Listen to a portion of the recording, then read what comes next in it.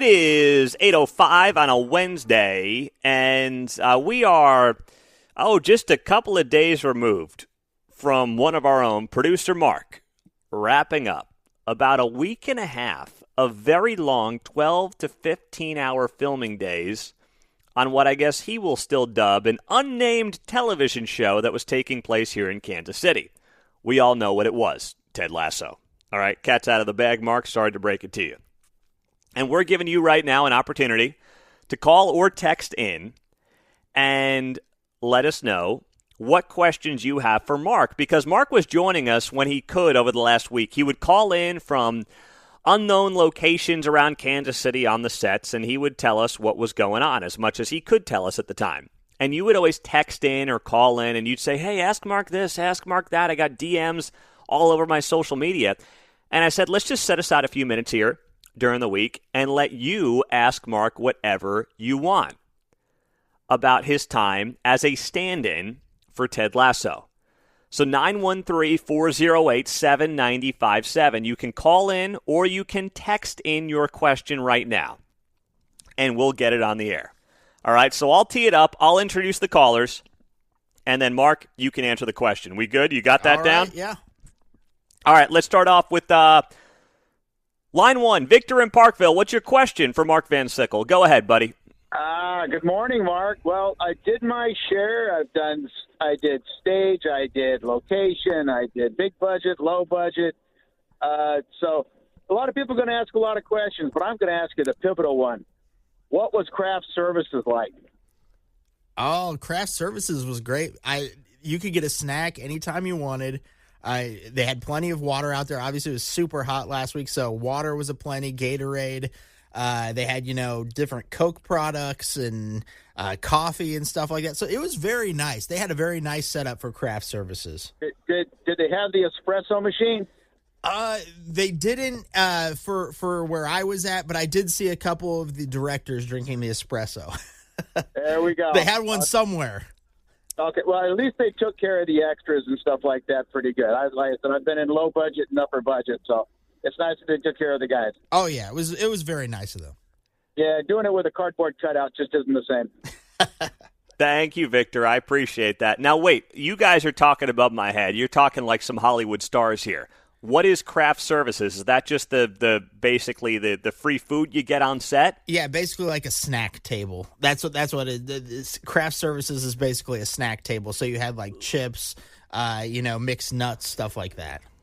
Look at you talking Hollywood with Victor in Parkville. Just two guys talking a little shop there as former stand-ins and extras on sets. How about that? I was like, what? I assumed that's what it was, but I had no idea what the craft services was that you were talking about there. Yeah, I didn't know they called it craft services till about day 3, and then I was like, oh, that's the snack table. Okay, that's where I go get stuff from. Well, as we well know, Mark, seeing you around here, Mark loves himself some free food and free snacks. Oh, yeah, so I'm I love sure you take Grandma's advantage on of that. Mondays. Oh, absolutely. Grandma's Catering brings in the free food on Monday mornings. All right, Steve in Kansas City, what's your question for Mark Van Sickle after he wrapped up a week and a half filming Ted Lasso as a stand-in? Go ahead. All right, I got a question for this burgeoning Hollywood star. I'll ask the other crucial question.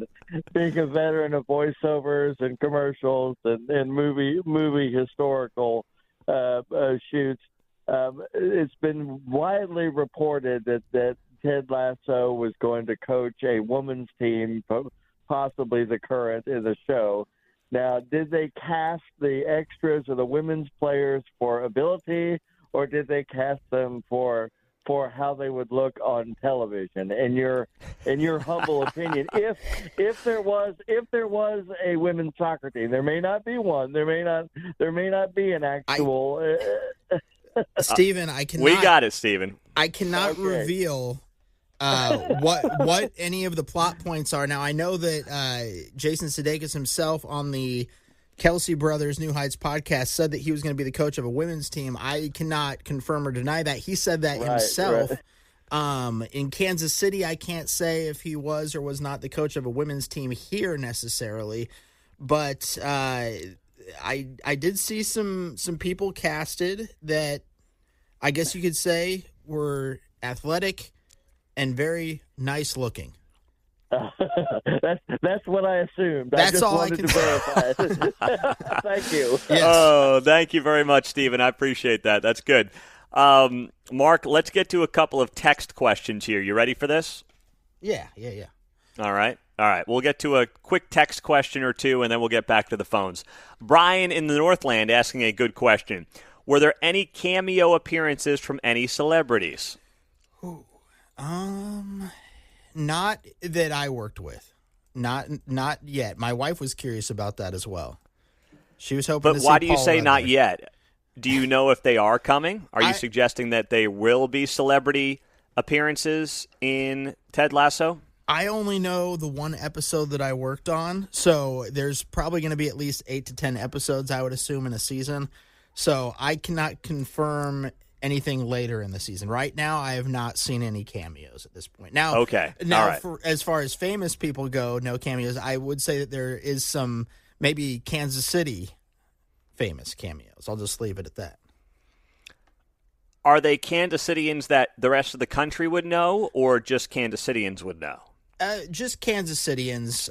It's probably something that you'd want Kansas City to be put on the map for, like when it comes to food and stuff like that. I'll just say that. Oh, okay. All right. Gotcha. I thought you were going to tell me that Quentin Lucas was No, going to go no. Hollywood on us. Okay. Did you see Quentin Lucas on the set? I did not. I was looking for him. No sign of him. So he didn't. All right. That's interesting. No sign of Mayor Lucas. At least not when I was there. Okay. All right.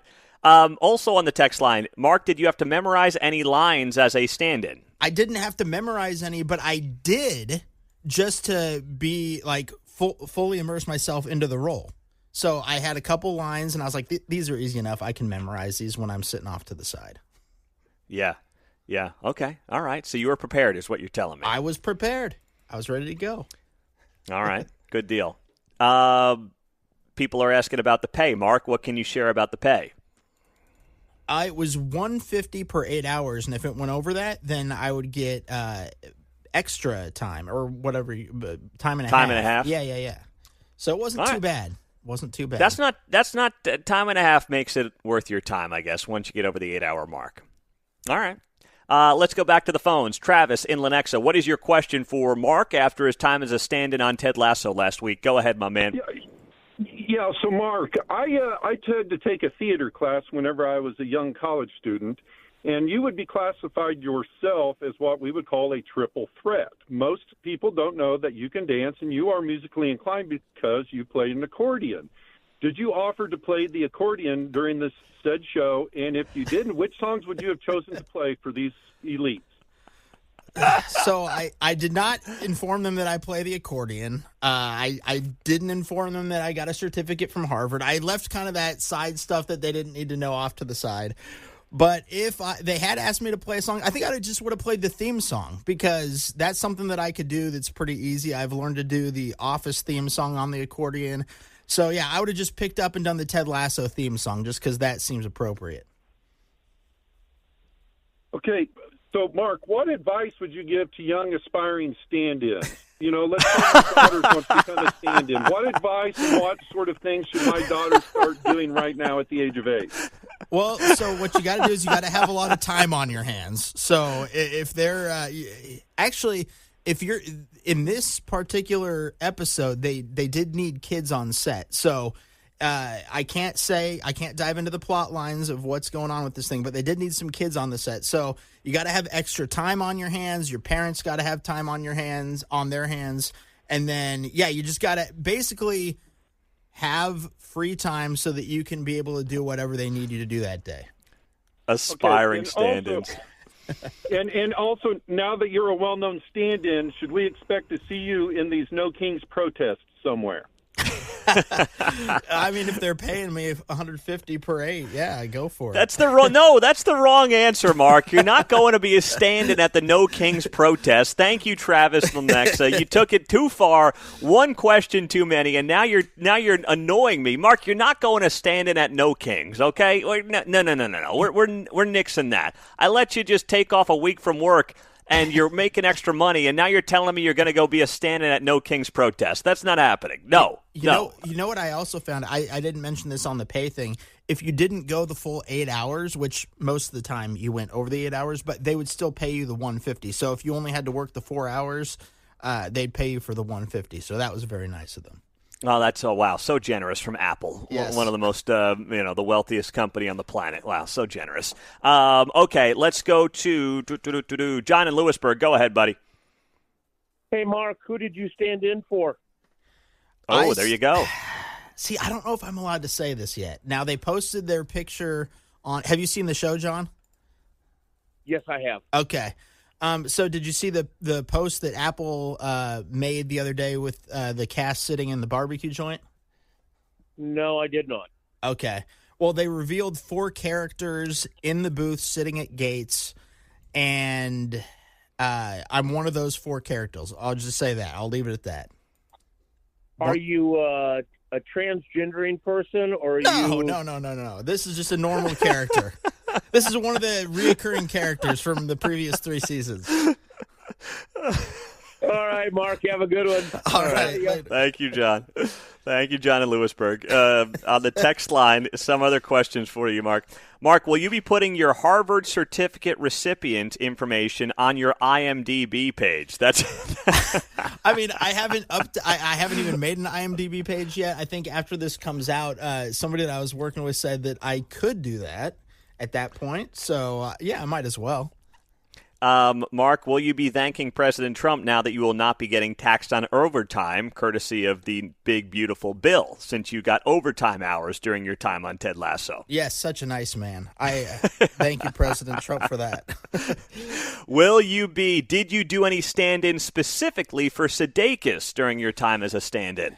Oh, man, that narrows it down, because when I say no, then you'll know who my character is.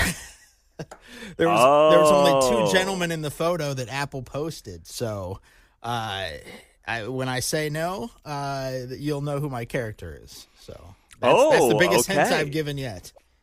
All right, okay, that narrows it down. Very good. All right, well, a lot of good stuff there. Good questions across the board. Well done. Oh, how soon will Mark make the rounds, charging $40 per autograph around Kansas City? When does that begin, Mark? Oh, my autograph's not worth that. I'll just if anybody ever asks me for an autograph, I'll just give it to you. How about that?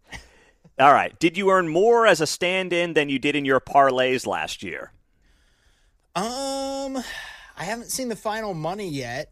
But yeah, I think so. I usually break out about even on my parlays. Okay. So yeah, I would say I make more on Sunday. Okay. All right. There you go. Very well done. Thank you for that, Mark. Appreciate you, man.